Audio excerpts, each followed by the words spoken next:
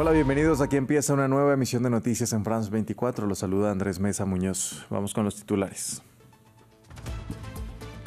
Como difíciles calificaron Rusia y Ucrania las conversaciones trilaterales sostenidas durante 2 días en Suiza. Moscú agregó que también fueron prácticas y Kiev dijo que se están logrando avances. Desde ya se informó que se llevarían a cabo más reuniones, aunque no se precisó fecha ni lugar. Rusia y Belarus podrán utilizar sus banderas nacionales en los Juegos Paralímpicos de Invierno tras una decisión del Comité Olímpico Internacional. Una decisión que motivó a la delegación ucraniana a no estar representada por ninguno de sus oficiales en los eventos de las justas, aunque sus atletas sí estarán en Milano Cortina. El Congreso de Perú escogerá hoy un nuevo presidente, que será el 9º en 10 años, un día después de la destitución de José Gerí. El nuevo mandatario asumirá de manera interina hasta julio, cuando asuma el ganador de las elecciones que tendrán su primera vuelta el próximo 12 de abril.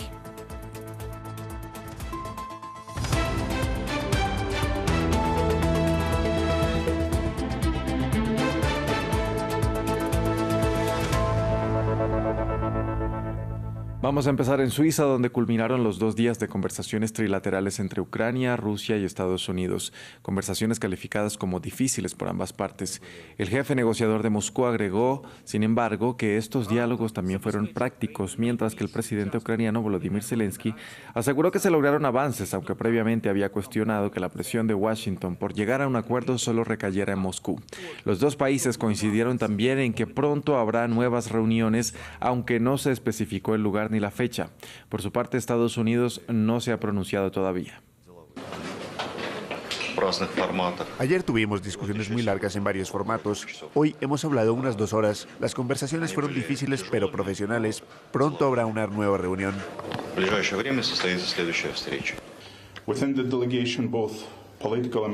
Dentro de las delegaciones se involucraron tanto en vías políticas como militares. Se discutieron los parámetros de seguridad y los mecanismos para implementar posibles decisiones. Hay avances, pero no se pueden revelar detalles en esta fase. El siguiente paso es alcanzar el nivel de consenso necesario para someter las decisiones desarrolladas a la consideración de los presidentes. Y en el marco de la guerra en Ucrania surge otra polémica, esta vez deportiva, porque los atletas rusos y bielorrusos podrán competir en los próximos Juegos Paralímpicos bajo sus propias banderas nacionales, según confirmó el Comité Paralímpico Internacional. Una decisión que llevó a los oficiales ucranianos a decidir no asistir a ningún evento deportivo de las justas que empiezan el 6 de marzo, aunque los atletas del país en conflicto sí harán parte de los Juegos. Veamos el informe.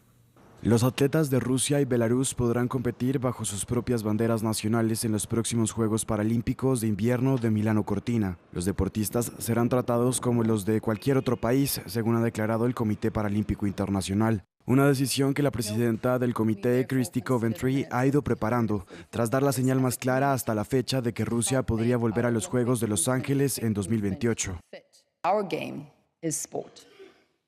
Nuestro juego es el deporte. Eso significa mantener el deporte como un terreno neutral, un lugar donde todos los atletas puedan competir libremente sin verse frenados por la política o las divisiones de sus gobiernos. 6 atletas rusos han recibido invitaciones para participar en las pruebas de esquí alpino, esquí de fondo y snowboard. Por su parte, 4 bielorrusos participarán en las pruebas de esquí de fondo. Los rusos y bielorrusos que cumplieron con los estrictos criterios establecidos pudieron competir como atletas neutrales individuales en los Juegos Olímpicos de París de 2024, como es el caso de los Juegos Olímpicos de Invierno que se están celebrando actualmente en Italia. Pero el comité allanó el camino para dar un paso más después de levantar inesperadamente la suspensión de los atletas rusos y bielorrusos en la Asamblea General de la organización celebrada en septiembre del año pasado. El atleta ucraniano de skeleton fue excluido de la competición porque quería llevar un casco conmemorativo especial con la imagen de los atletas ucranianos muertos durante la invasión rusa. Se hizo este comentario a France 24. Se excluye a un atleta ucraniano sin que se haya demostrado ninguna infracción, mientras que los representantes de los estados agresores están recuperando gradualmente la plena participación en el deporte internacional. Los Juegos Paralímpicos de Invierno comienzan el 6 de marzo. La inclusión de atletas rusos y bielorrusos compitiendo bajo sus banderas podría empujar a otras competiciones deportivas a hacer lo mismo. El presidente de la FIFA, Gianni Infantino, ya ha declarado que quiere que Rusia vuelva a participar en el fútbol internacional.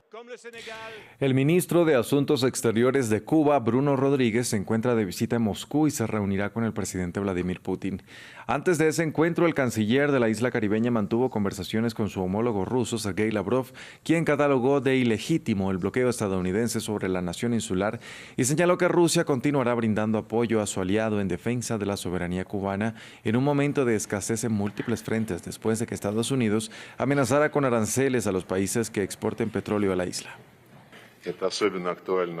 Junto con la mayoría de los miembros de la comunidad internacional, hacemos un llamado a Estados Unidos para que ejerza sentido común y una actitud responsable y se abstenga de planear un bloqueo naval de la Isla de la Libertad. Y por supuesto rechazamos categóricamente las acusaciones descabelladas contra Rusia y Cuba, que consideran que nuestra cooperación representa una amenaza para los intereses de Estados Unidos o de cualquier otro país. Por otra parte, México se encuentra en una situación delicada buscando un equilibrio entre su apoyo histórico a Cuba y la amenaza de los aranceles estadounidenses. Washington ha cortado el suministro de petróleo y combustible a la nación caribeña que importaba el 60% de su suministro energético desde Venezuela y México, pero Caracas ahora sigue la línea de Estados Unidos tras la detención de Nicolás Maduro en enero pasado. Más detalles a continuación.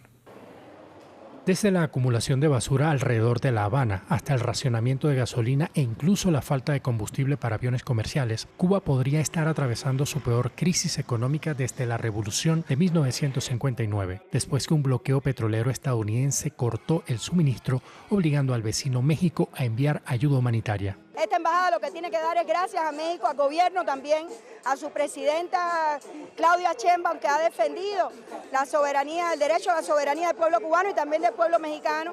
El apoyo a Cuba ha estado arraigado en la sociedad mexicana desde hace mucho tiempo, con Ciudad de México manteniendo una buena relación con La Habana durante décadas. Tanto México como Venezuela suministraban la mayor parte del petróleo que Cuba importaba, hasta que Estados Unidos capturó al presidente venezolano en enero y amenazó a México con aranceles para cortar el suministro energético de La Habana, con el objetivo de obligarlo a implementar reformas económicas y políticas.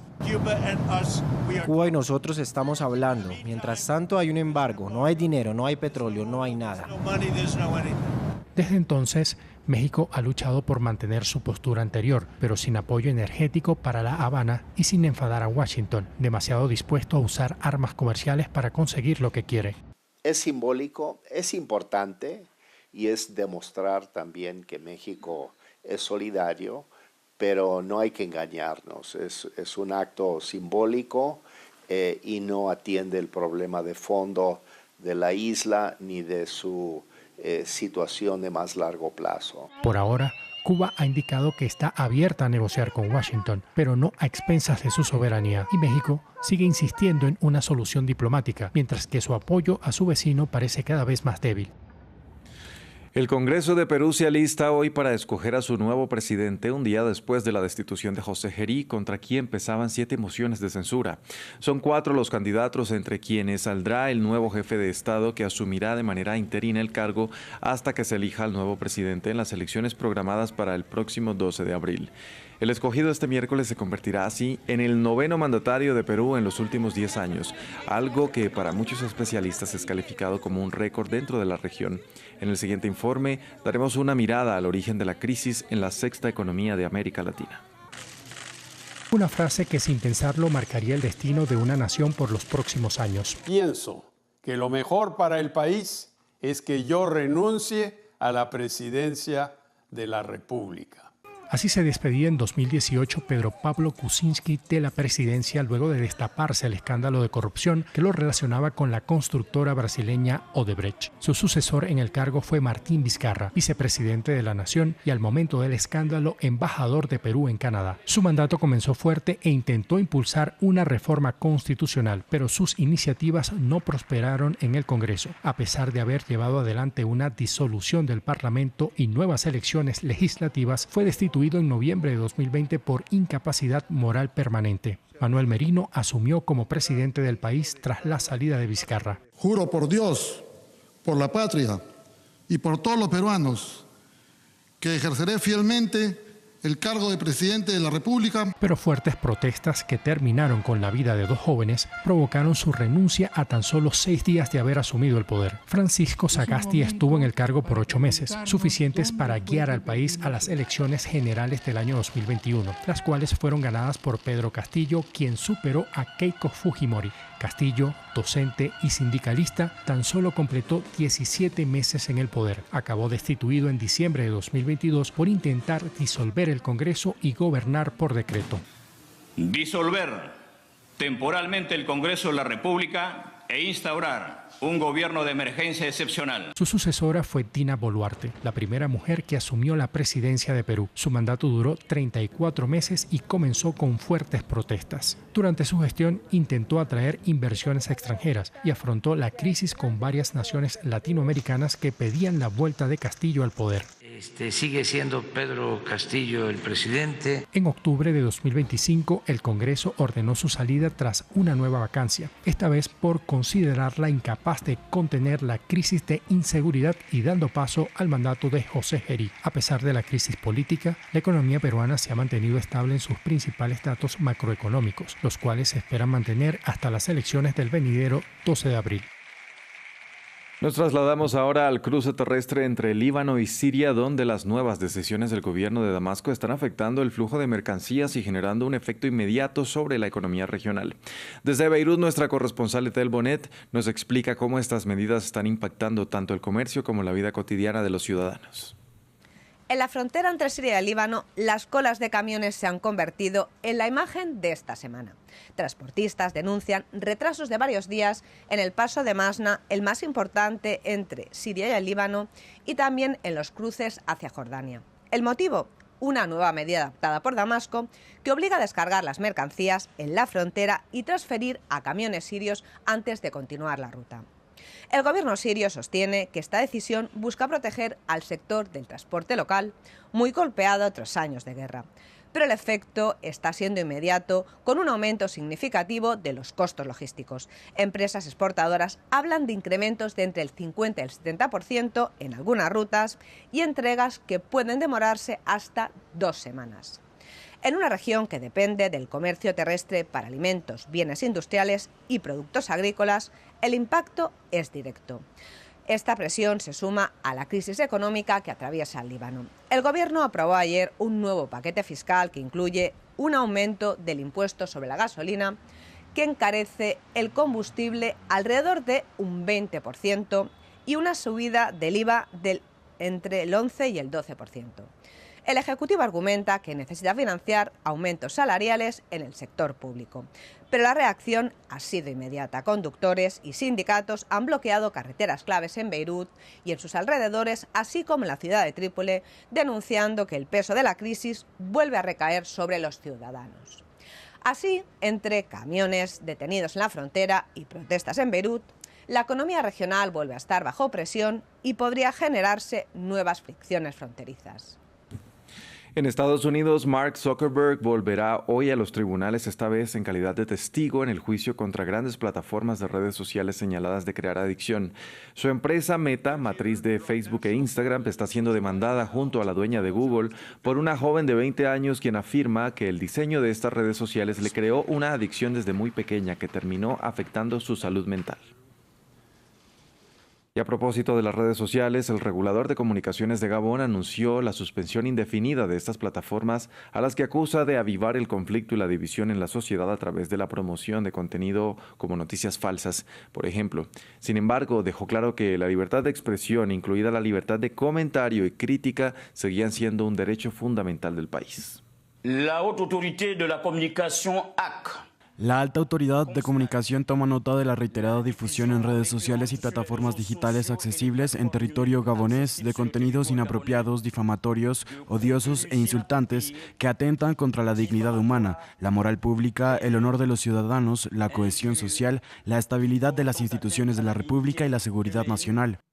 En consecuencia de ce qui précède. En consecuencia, se ha decidido la suspensión inmediata de las redes sociales en todo el territorio nacional de Gabón hasta nuevo aviso. Hasta aquí este informativo en France 24. Gracias por acompañarnos. Continúen con toda nuestra programación.